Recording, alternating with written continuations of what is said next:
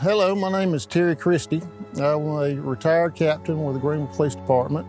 Was there for 32 years. My longest responsibility in the police department was a detective working violent crimes. It was February the 13th, the day before Valentine. I was actually riding around with my partner, Keith Morton, and we got a call on the radio that there was a child found out off of Verde. And when we got here, there was other detectives. And of course, we called the coroner out, and they came out, and we walked into the field and looked in a vacuum cleaner box, and there was a newborn baby there that someone had placed there after birth, right after birth, and covered it with rags and abandoned it. The coroner listed her as Jane Doe because we didn't know her name. Myself and other detectives decided to give her the name of Julie Valentine. And Valentine because it was the day before Valentine, and Julie, my wife now, Juliana, they gave her first name after her. She was the victim witness coordinator with the police department at the time. It's just a gut-wrenching feeling when you see a child like that, just abandoned. And I went to numerous autopsies, and I saw numerous dead bodies. And after a while, you get somewhat accustomed to it. But when it's a child, then it's just different. It affects you, it really does, and it stays with you. I'm Shauna Galloway Williams. I'm the CEO of Julie Valentine Center. Every single one of us knows someone who's been impacted by child abuse and/or sexual assault, either directly or indirectly. And you may not know their story yet, or you yourself may not have shared your own story, but this impacts so many people in our community. Our goal is to end child abuse and sexual assault in our community. Our role in that is providing prevention education, providing intervention services. Essentially, everything we do is crisis intervention, regardless of whether someone reaches out to us through our hotline or through the emergency room, or whether a family is referred here for a forensic interview. That individual is at a crisis point in their life. My name is Kim Ponce. I am the Child Advocacy Center and Clinical Director at the Julie Valentine Center, and I'm also a survivor of child sexual abuse. Hi, I'm Jeff Dishner. I'm a board member of the Julie Valentine Center, and I'm a survivor of childhood sexual abuse. So the reality of child sexual abuse is that children of any age can be abused. In fact, kids who are nonverbal, so very young children, are really more likely to be abused than older kids. Whether or not they know it, you can be a bit submissive, and predators can sense that.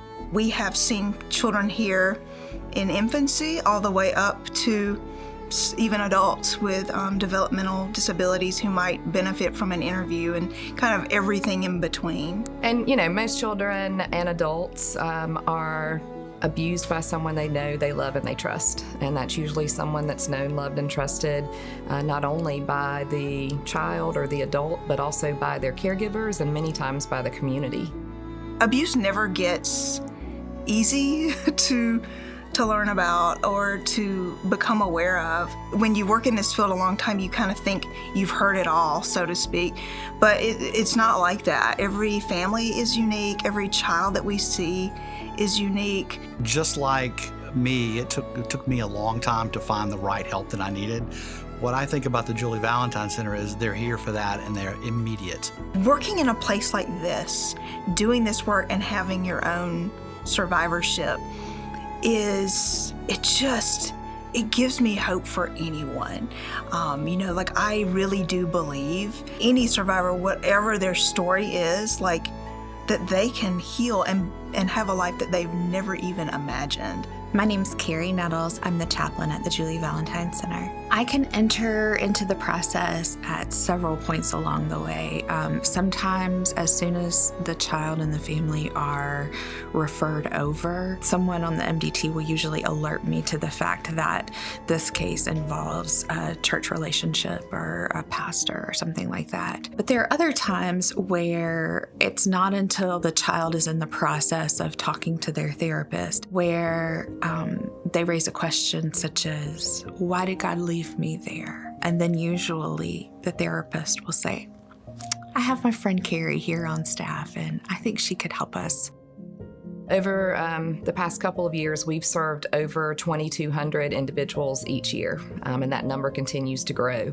That's just the individuals who've reached out to receive services or have been referred to us. We know that there are many more out there who haven't reached out for our services, who haven't reported, who haven't been identified as someone who could use our services. What I would say to someone who has been sexually assaulted, whether they are my age or a child who has just been sexually assaulted, is speak up, speak out, talk to your parents, talk to law enforcement, contact the Julie Valentine Center. There's someone here to help you no matter when this happened to you. What we do impacts our entire community. When I think about what we do, I think about my kids, and I think about their friends, and I think about their parents, and I think about all the people in our community that have reached out to me throughout the years, just personally, to tell me their stories or that they needed help. And I think about the fact that, again, all of us as a community know someone who's been impacted by this or will be impacted by this. Shauna jokes about how she never would have expected to be the first CEO to hire a chaplain, but she hired a chaplain because it was so awful to watch trial after trial after trial where the child and the mom are over on the state side with no one behind them, while the offender has the entire rest of the courtroom full of his church. She saw that so many times. That's the act of someone who cares deeply, who cares about the spirit of the child. We talk a lot about post-traumatic stress, and I don't think we talk enough about post-traumatic growth, and that's something that adults get and something that children get too from surviving trauma, is this ability to withstand and be stronger and just show up to life in a deeper way and be present with people through pain and know that they will get through. Naming of her the center after Julie Valentine, it just gave so much attention to the child abuse, to the crimes against children, and gave us so much media attention to let people know that this is going on, but we have a place that can take care of you if something like that is around in your life, that there's somebody there that cares and wants to help you. And all of this was because of Julie Valentine.